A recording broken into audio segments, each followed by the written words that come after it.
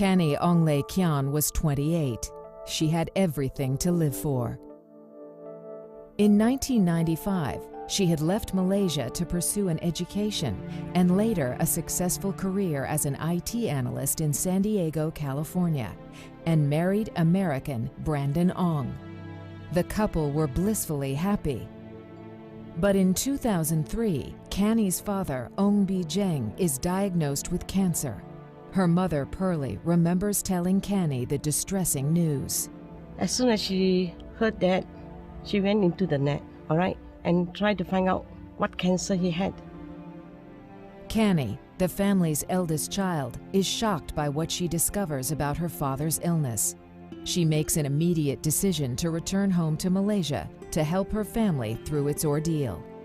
For her, family always comes first. He said, "Mommy, Daddy had a very rare cancer. I must come back, I must come back." When she came back, she went straight to the hospital to see the father. Back in Kuala Lumpur, Canny devotes most of her time caring for her father. It is only when she is satisfied that he is at last on the mend after a successful surgery that she feels she can return home to the United States. On the eve of her departure, Canny invites her mother and some of her closest friends to a farewell get-together at a restaurant at the upmarket Bangsar Shopping Center, Kuala Lumpur. She was really excited about getting everybody together for a farewell dinner. So the day before, she says, "Noreen, can you organize it?" I was like, "Yeah, no problem." That night, Canny and her mother Pearlie arrive late and rush to find a parking space in the mall. Pearlie remembers a sense of foreboding as they drive into the mall's underground parking lot. Actually, I found the place a bit dark. And I also remarked to Canny, I said, "How come the place is so dark?"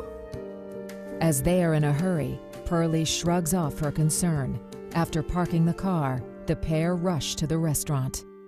Halfway, she suddenly turned around and told me that she has forgotten the ticket in the car. But I don't know what made her change her mind. Suddenly, she said, "Never mind, I will go down and get it myself after the dinner." Canny and her friends and family have a lot to celebrate. Canny's father is recovering at last, and she is clearly bubbling over with happiness and looking forward to being reunited with her husband, Brandon. When we saw Canny, I knew that she was at the prime of her life because I've never seen her so happy and so confident and so contented with her life. Canny has been away a long time and wants to make a night of it with her friends. But she notices that her mother is getting tired and decides to walk her to her car, then return later. Canny said, "Okay, why don't you wait? You just wait right here, Noreen, and I'm going to send my mom to the car, and then I'm going to come back again, and then we'll hang out for a little bit, and then I'll jump in your car, and then we can go and meet some of our other friends." At the parking ticket machine, Canny, her sister Elsie, and Pearlie join the queue to pay. Then Canny remembers that she left the ticket in the car. So she asked me to wait there. And before I can say anything, she went off already. I couldn't follow her because my feet were hurting me. It is a short distance to the car, but after 20 minutes, there is no sign of Canny. Anxiously, Elsie begins calling her sister's mobile. There is no answer. You keep on going to the voice box. Suddenly I became panicky already. Something is clearly wrong. Pearlie and her daughter rush down to the parking bay where Canny had parked earlier in the evening. To Pearlie's disbelief, her car, a Proton Tiara, has vanished. And Canny is nowhere to be seen. Distressed, Pearlie and Elsie hurry back to the restaurant. Confused by Canny's baffling disappearance, her friends call her mobile again and again, but it always switches straight to voicemail. It was really odd for her to just disappear, especially if her mother was waiting for her. So when I called her again, then it rang and then the phone got switched off. So that was already alarm bells going off in my head at that time. Pearlie notices that there are CCTV cameras located all over the parking lot. and turns desperately to the security guards for help, hoping they know what has happened to her daughter. We told them that the guy has disappeared. Canny has disappeared. So he said, can we look at the CCTV? But the guard told us, oh, you have to wait until after midnight.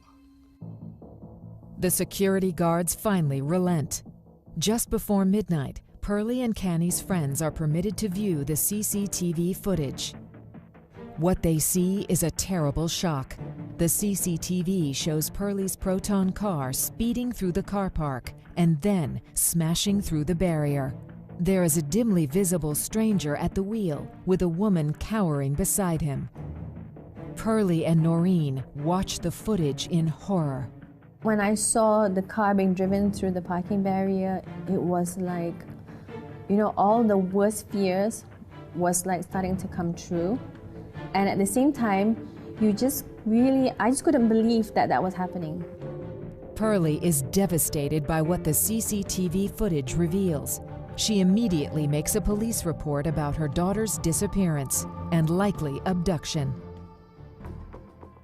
Refusing to sit still, Pearlie, Noreen, and Canny's friends drive back and forth across Kuala Lumpur, hoping desperately to spot Canny or Pearlie's car. In the meantime, her husband Brandon has called, trying to reach his wife. Noreen must break the devastating news about Canny's shocking disappearance. I had to explain to him a couple of times because he just couldn't understand how that could have happened. So I was trying to, stay calm for him, but at the same time, I'm in complete panic mode. Their search is in vain. At 4 a.m., exhausted and full of dread, Pearlie and Noreen return home empty-handed. So the whole night I was waiting. I couldn't sleep. I felt very cold. 72 hours pass, and there is no sign of Canny. Frustrated, Pearlie and her husband turn to the press. At the Malaysian Chinese Association, they make a public appeal, pleading with Canny's abductor to return her safely to her family and husband. Crime journalist Faye de Cruz was present at the press conference that day. Having reported many kidnapping cases in her career, she remembers being pessimistic about the outcome.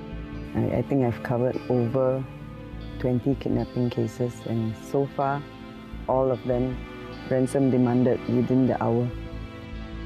As the days pass with no news and no sign of a demand for ransom, Canny's family and friends begin to fear the worst. It is 96 hours since 28-year-old IT analyst Canny Ong vanished from one of Kuala Lumpur's most prestigious neighborhoods. Canny's husband Brandon is anxiously following developments from 14,000 kilometers away in San Diego, California. Pearlie Ong recalls the conversation with her son-in-law. He kept on asking me, Mommy, did they find her? And then every time I told him no, he would scream. He would start screaming. So I told him, I said, Brandon, please don't scream. Then he said, Mommy, how can I not scream? She's my wife. By now, the media and the public are closely following developments, and many share the family's mounting fears. Abu Bakar Mustafa is head of the Criminal Investigation Department at that time. Oleh kerana ini menarik perhatian ramai, maka sewajarnya lah ada perasaan tekanan pada pihak polis yang menjalankan tugas. Everywhere you went, people were talking about it, but they weren't sure what to make out of it. In that same week, so many bodies were found. The minute a body was found, everybody would rush to the scene, only to find out it's not her.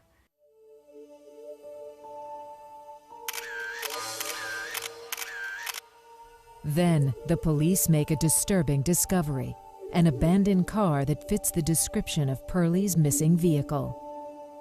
Kita dapati daripada siasatan bahawa kereta yang tersebut adalah kereta kepunyaan Pearlie sendiri, Proton Tiara. They said when they discovered her car, I knew already. I mean, something terrible had happened already. Police investigators also find that the front right tire is punctured and there is blood on the back seat. Then, 4 days after Canny's disappearance, a construction site worker makes a gruesome discovery close to where Pearlie's proton was found. Inside a manhole and concealed beneath 2 vehicle tires lies a badly burned body. The Royal Malaysian Police Forensics Unit is immediately dispatched to the scene. The team is led by Superintendent Amidon Anan. Saya dapati ada macam bau getah terbakar. Saya pergi intai, tengok macam ada rangka manusia. The body has been partly crushed by the 2 heavy tires, which are filled with cement, and has burns on 90% of the skin's surface. Whoever dumped the body clearly wanted to make it hard to identify. Keadaan mangsa atau mayat ketika itu dari paras pinggang ke bawah hancur. Saya rasa pelik kenapa ada ikatan atas kedua-dua tangan. Within the hour, journalists are swarming all over the crime scene. There was a strong stench of dead body. It wasn't very nice being there. I mean, I could smell it on my clothes for a few days after that. Yeah, it doesn't leave your skin. There's a likelihood that orang ni lah orang yang dilaporkan hilang. Tetapi kita masih perlu investigate sehingga tahap benar-benar kita boleh katakan orang ini lah orang yang berkaitan. The body is taken to the University Hospital mortuary for autopsy. Reports about the discovery of the charred human remains are soon splashed all over the front pages of Malaysia's major newspapers, complete with a grisly picture of the body. For Canny's mother, Pearlie, the explicit newspaper reports confirm her worst fears. I just happened to glance at the Chinese newspaper, and I saw them carrying Canny, and I knew it was Canny already, but I didn't tell anyone. I could see her hair. To proceed with the formal identification of the mutilated corpse, the investigating officers request that Canny's closest friend Noreen and her sister Nurul come to the hospital mortuary. The experience is too much for Noreen. I started walking towards the door, and I could see that, the crack of the door there, and it was just a couple of steps away, and the smell was just horrific. It was really overwhelming. I couldn't make myself go through the door. I could already see where she was lying. Severely traumatized, Noreen turns to her sister Nurul, who volunteers to enter the mortuary instead. After only a few minutes, Nurul emerges. She is clearly distraught. She came out crying, and she said, "It's her. It's her." And I was like, "How do you know that?" I asked her so many times, "How can you be sure? How can you be sure it's her? You can't." And she just said, "It's the jeans she's wearing, because that's my jeans. She borrowed it for me." And at that moment, it was, it just felt like all hope was gone. Noreen calls Pearlie to try and prepare her for the very worst. Auntie Pearlie is that, they discover our body, but we cannot be 100% sure lah, you see. I mean, she's also trying to give me a little bit of hope. The father of Canny Ong Lei Tian, 29, who was kidnapped in Bangsa on Friday, has identified the dress and the jewellery found on the body as that of his daughter. The parents of Canny Ong, who was kidnapped from a shopping complex in Bangsa on Friday, were at the University Malaya Medical Centre mortuary to identify the body. They were immediately informed of the post-mortem results. Canny's father, Ong Bijing, 64, said his family still hoped that the DNA test will prove the body was not that of his daughter. That fragile shred of hope is soon extinguished forever. Dental records and DNA testing confirm beyond any doubt that the body is that of Canny Ong. The forensic analysis reveals another shocking detail. Canny was likely to have been raped.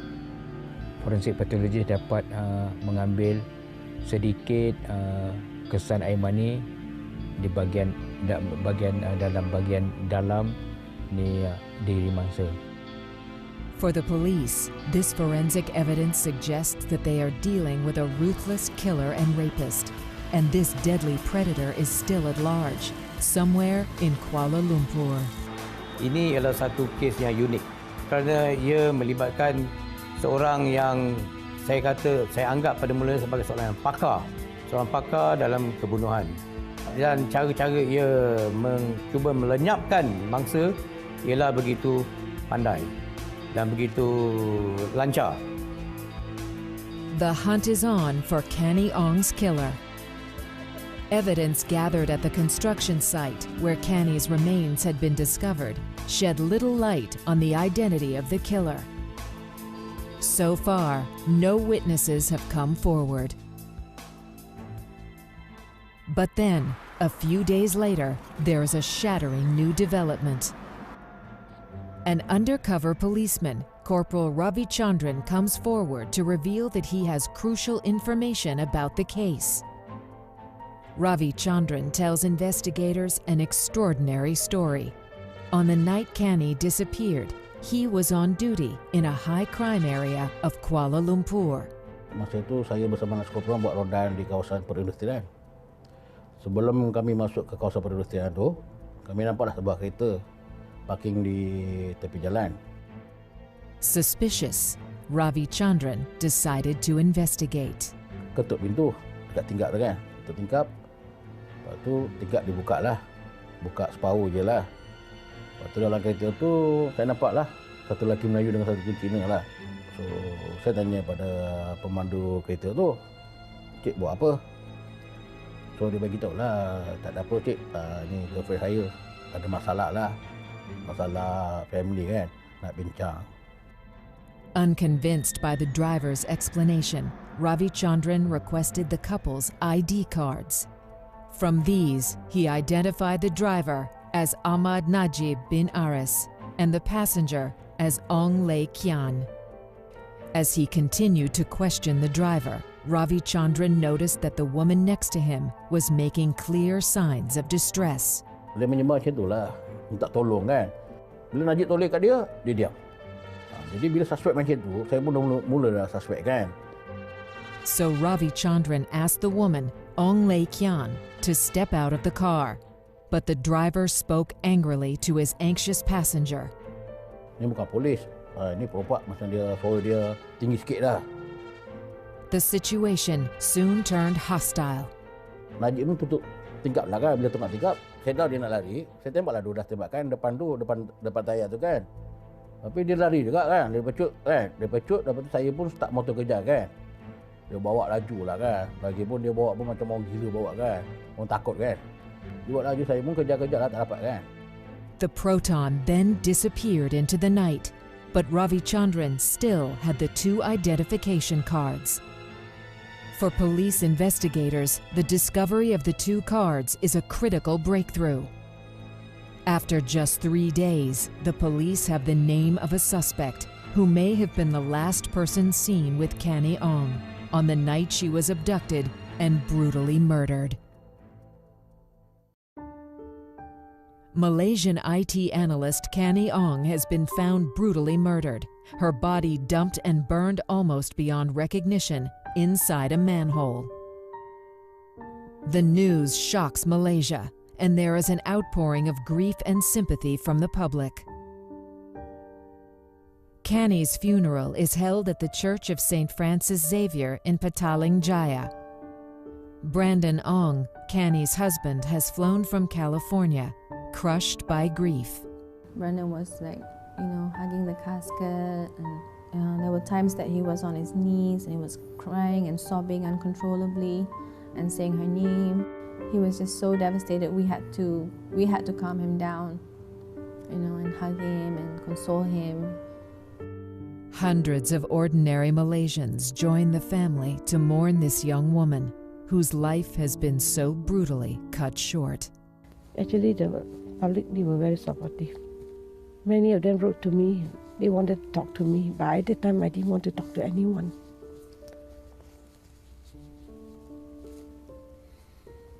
I just wanted to be alone. Photographs of the grieving family have a powerful impact on the Malaysian public.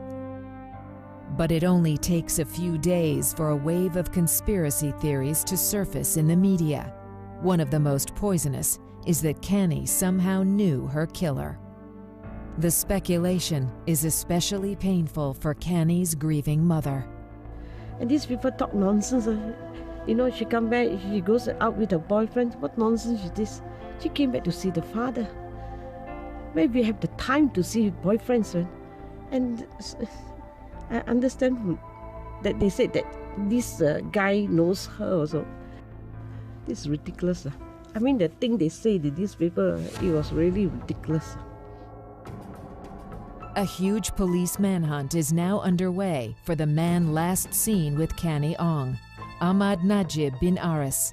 For the police, it is vital that the suspect is not alerted to the net rapidly closing around him.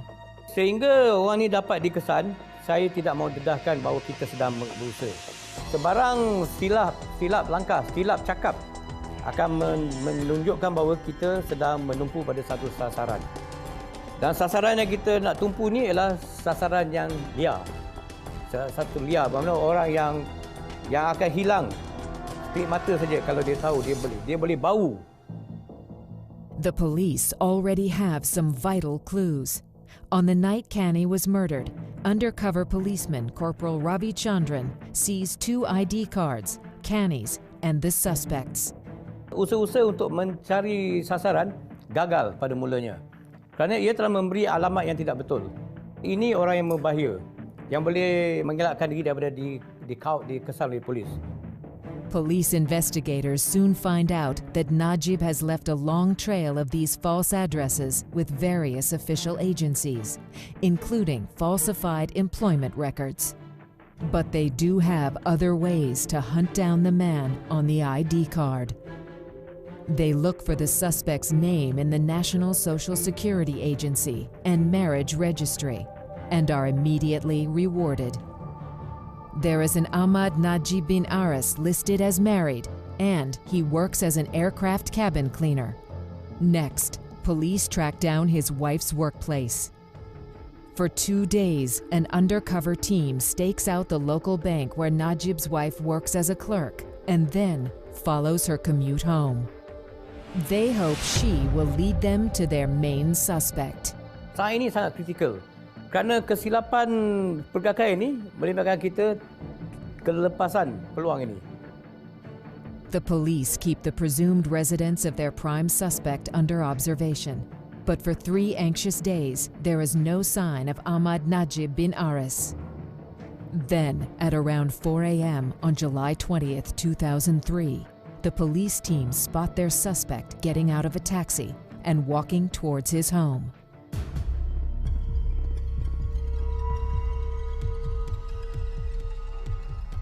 They immediately arrest him on suspicion of murdering Canny Ong.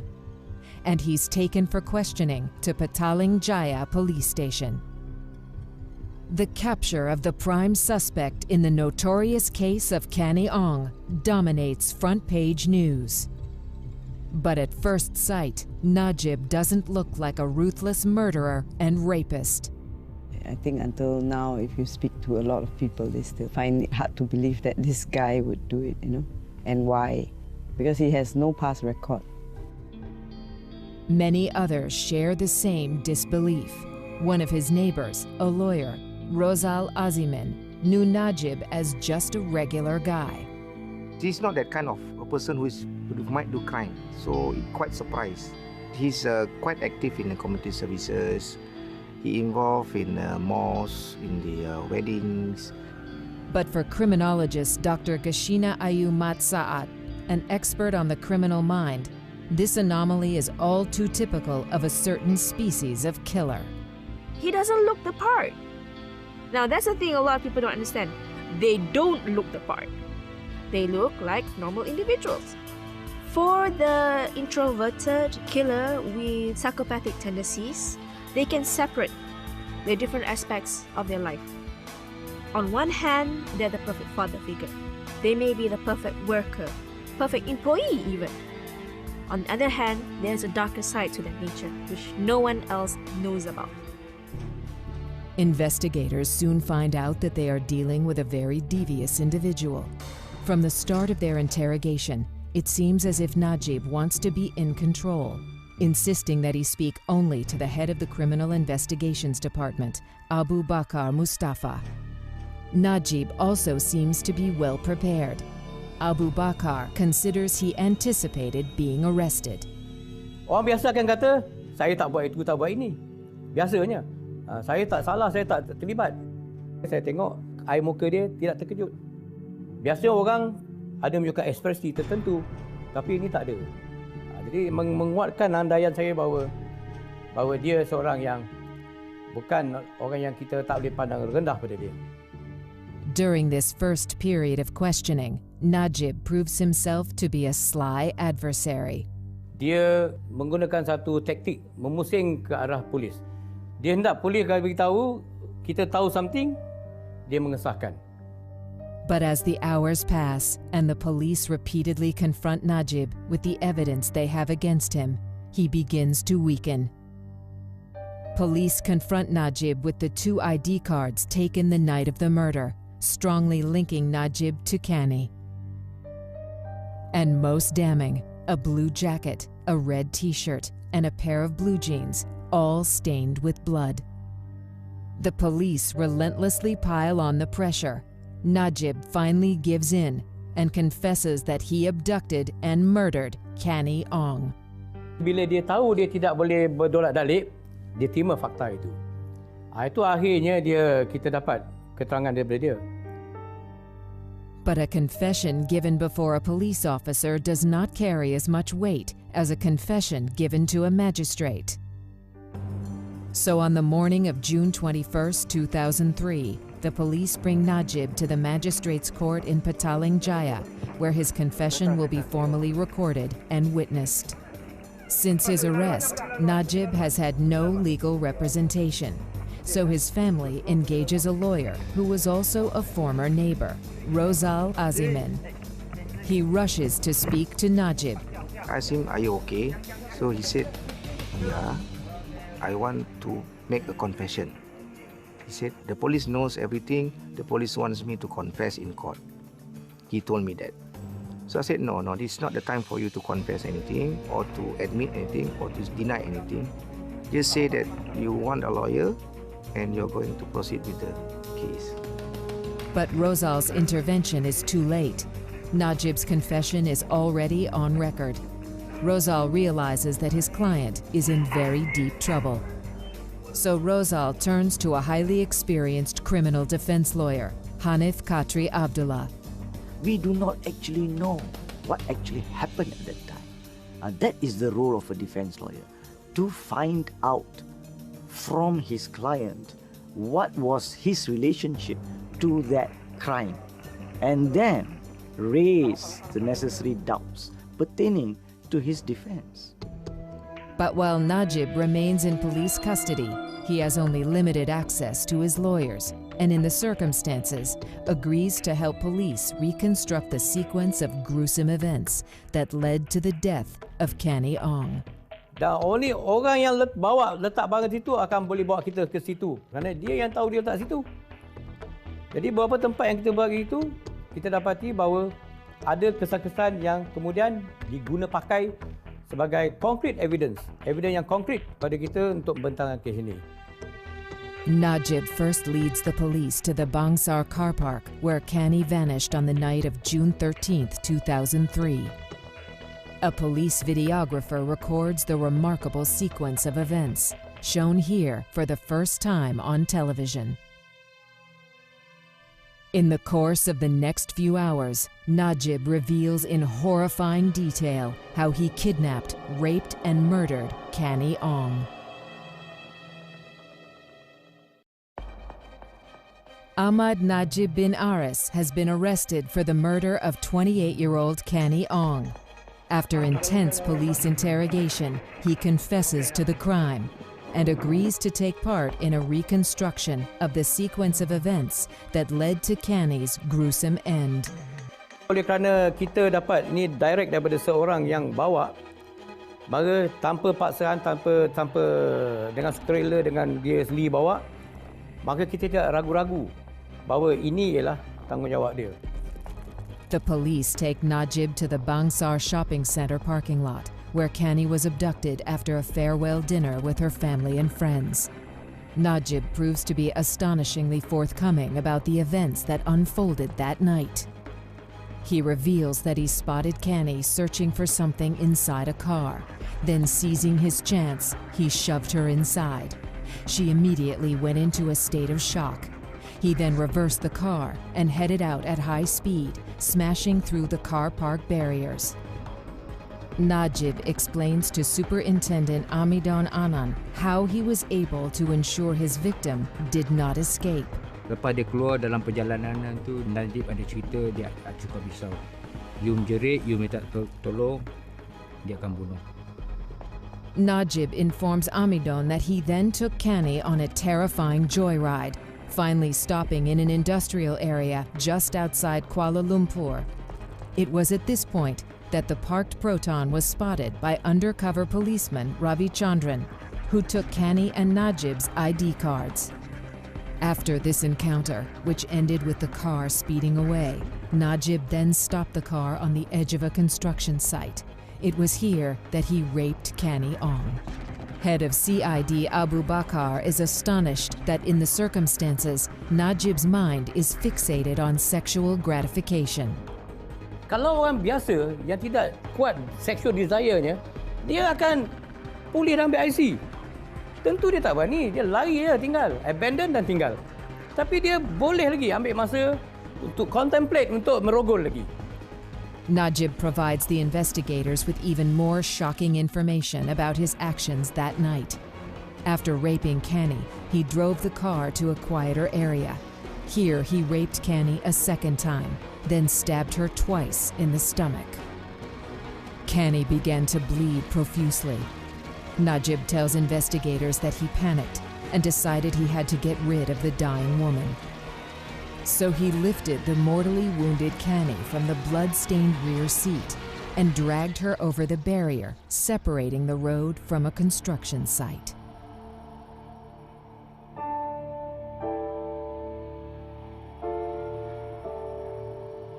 Najib propped Canny against a concrete slab while assessing what to do next. He noticed a nearby manhole with its cover removed and decided to use it to conceal his victim. It was at this moment Najib tells police he and the dying Canny Ong heard the morning call to prayer.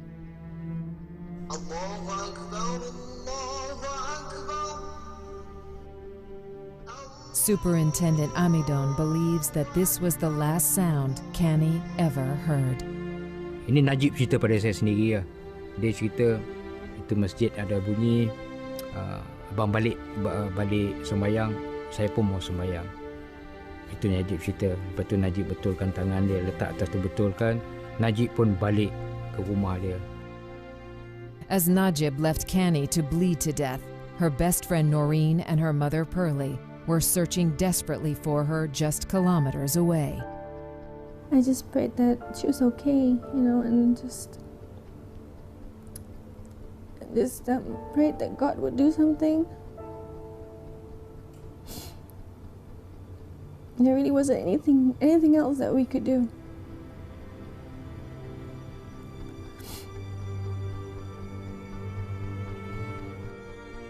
Sometime that morning, Canny Ong died. 16 hours later, Najib returned with a can of petrol.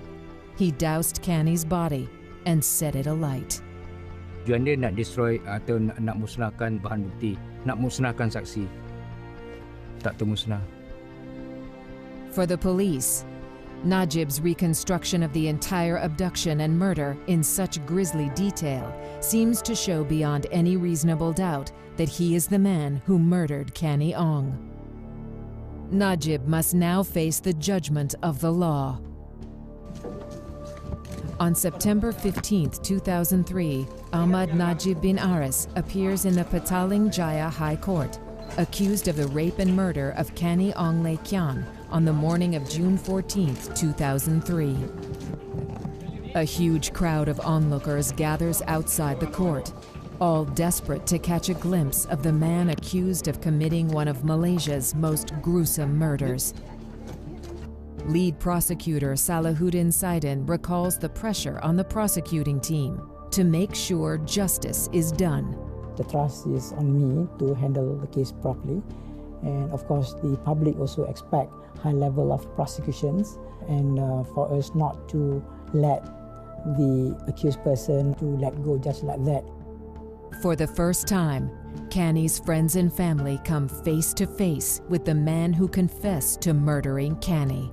That moment it's just so ingrained in my memory because he turned back when they called my name, and he turned back and he looked at me and he smiled. He just looked so sick in the mind, you know, really, really twisted for him to smile, this kind of wicked smile. And I just knew, I really knew in my heart that that was him, and it just took all of my strength not to look away because I just knew that this was the last person that Canny saw.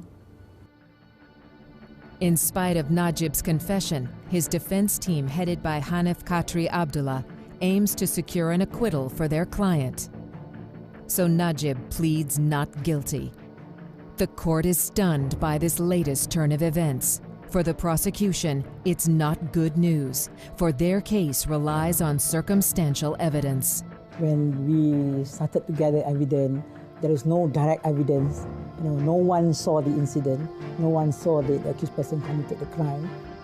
Hanif and his formidable six-man defense team are determined to exploit every possible weakness of the prosecution case. What we see may not actually be what we see, or what appears to be seen. That is why each and every accused needs to be defended, however gruesome the finding is. The defense team begins by trying to undermine the CCTV footage, which was such a vital part of the prosecution case.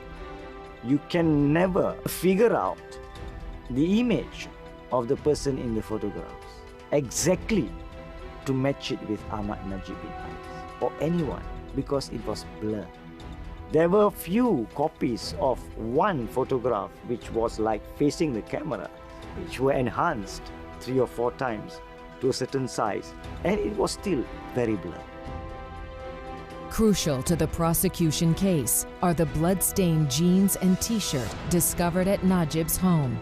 But Hanif finds a way to question the validity of this evidence. The prosecution's witness, especially the investigating officer, confirmed there were no tests done to ask or to fit the trousers to Ahmad Najib. He never even checked the size of the jeans or measured the waist of Ahmad Najib.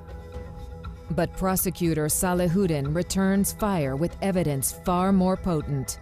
DNA tests confirm that the blood found on Najib's jeans, t-shirt, and jacket all belong to Canny Ong. And the semen found in Canny's remains proves just as damning.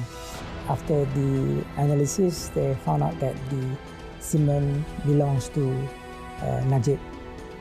And the DNA profile proved that it belongs to Najib. This is powerfully incriminating evidence. But Hanif and his defense team still have another strategy to play. He points out to the court that Canny had a black belt in the martial art Taekwondo and questions why she did not resist or try to escape. It's a puzzle that has tormented many of those involved with the case. Kita tak boleh katakan mangsa patut lawan dia, ada masa lari, ada peluang lari. Macam dia lari. Memang senang cakap dia boleh lari. Tapi nak lari macam pukul 2, 1, 2 pagi macam tu. Kadang yang dia tidak tahu tempat. Ya, dan dah kena tikam. Hanif's tactic is a typical defense lawyer's strategy to continue creating doubt. But criminologist Dr. Gashina rejects this speculation. You think, if I'm in a similar circumstance, if if I'm the same situation, I would definitely run away, I would definitely call for help. Well, you're not in that type of situation. You can envision all you like, but reality and imagination are two different things. It's the sheer weight of the prosecution evidence that seals Najib's fate. One especially telling detail is the muslin cloth that was found wrapped around Canny's neck. Simply listed as a bandage, Salihuddin reveals that it might in fact be vital evidence linking Najib to Canny. Najib was working as the supervisor.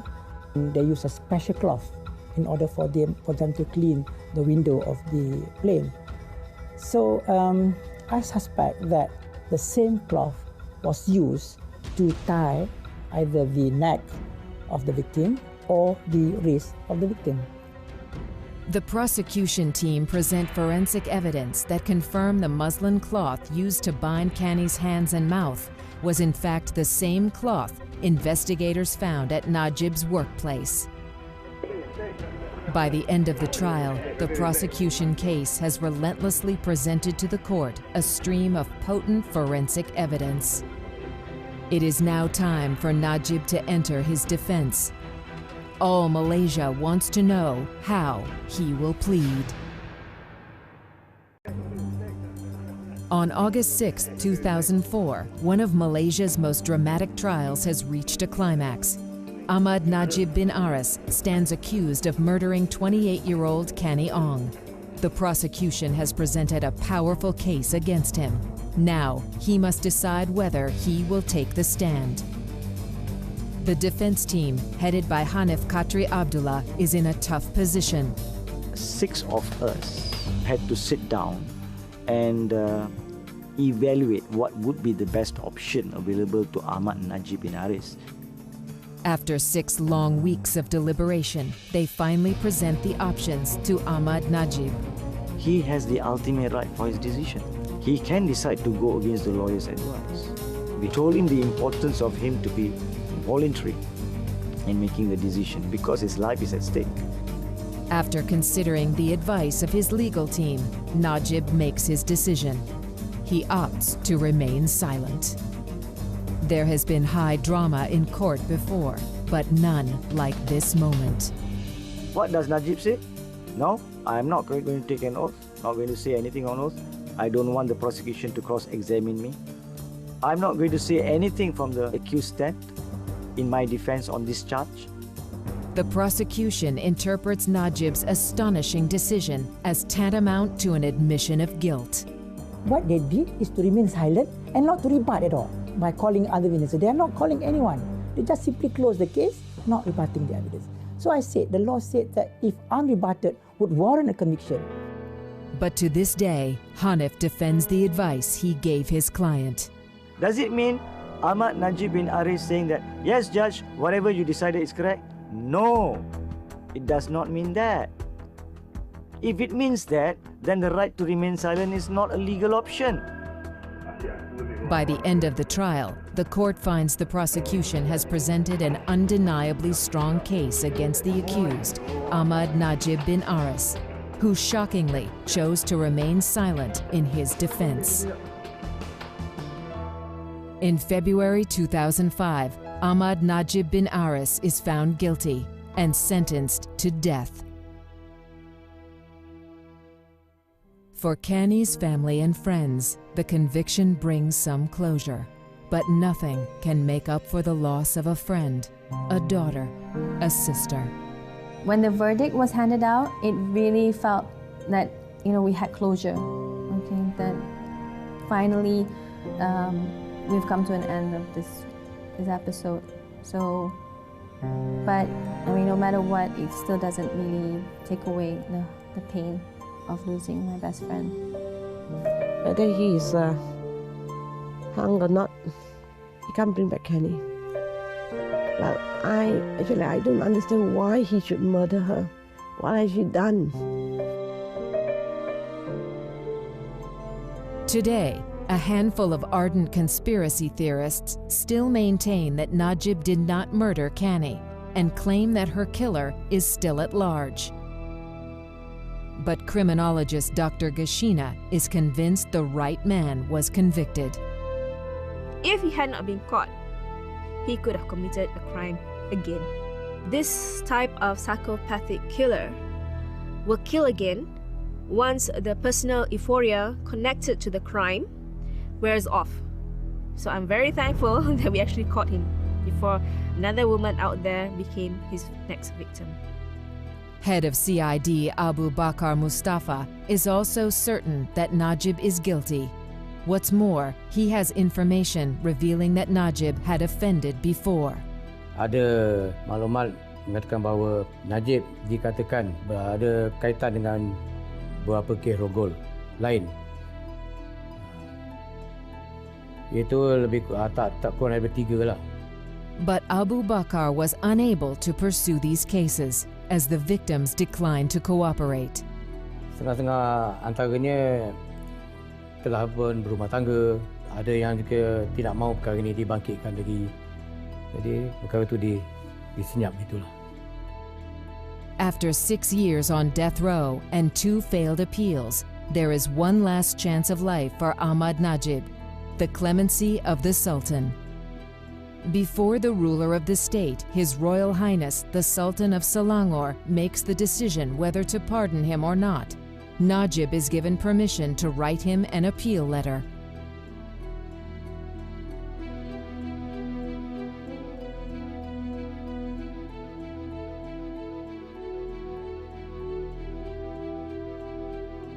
Once you have taken a life, where else do you go? You can't go anywhere else. So once you have achieved that, to him, it's the end of the road, why not kill me? For those who are privileged to know her, Canny's spirit and life remain an undying inspiration, an inspiration that Najib failed to extinguish. Even until now, she still inspires me. I always say, well, if I don't know how to react to things, I'll just say, well, how would Canny do it? She still gives me a lot of strength. Yeah, I miss her a lot. It's difficult. Yeah.